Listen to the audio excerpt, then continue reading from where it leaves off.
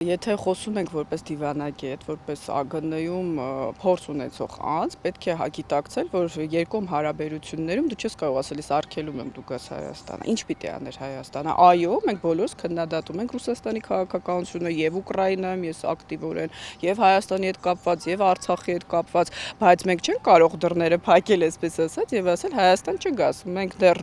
թղթի վրա դաշնակից ենք համարվում, դեռ ԵՏՄ անդամ ենք, դեռ ՀԱՊԿ անդամ ենք, երբ որ Նիկոլ Փաշինյանը այդ քայլերը կկատարի, դրա մասին առանձին կարող ենք խոսել, ինչու չի կատարում կամ երբ կկարողանա կամ ինչի է սպասում միջազգային արձագանքին, միջազգային ասպարեզի զարգացումներին, բայց մենք չենք կարող դիվանագիտական մակարդակով արգելել Լավրովին այցելել Հայաստան։ Այստեղ այլ խնդիր կա, երբ որ նա այցելում է, պետք է չթողնել, էլի եմ ասում, որպեսզի Հայաստանը օգտագործի հարթակ իր կներեք կեղծ եւ տգետ, ուրեմն քաղաքականության համար միջազգային ասպարեզում, երբ որ խոսում է ինքնորոշման իրավունքից, մենք էլ պետք է խոսենք ինքնորոշման իրավունքից։ Կարևոր չի, գիտեք, մենք այո ասում ենք, որ Արցախի ինքնորոշման իրավունքը մեզ հետ կապ չունի, մեր արտաքին օրակարգի, դա Լեռնային Ղարաբաղի ժողովրդի որոշելիք հարցն է, բայց կարելի է պատասխանել այդ ժամանակ, որ հուսով եմ դուք ինքնորոշման իրավունքը հարգում եք բոլոր տեղերում, այսպես հասկացնելով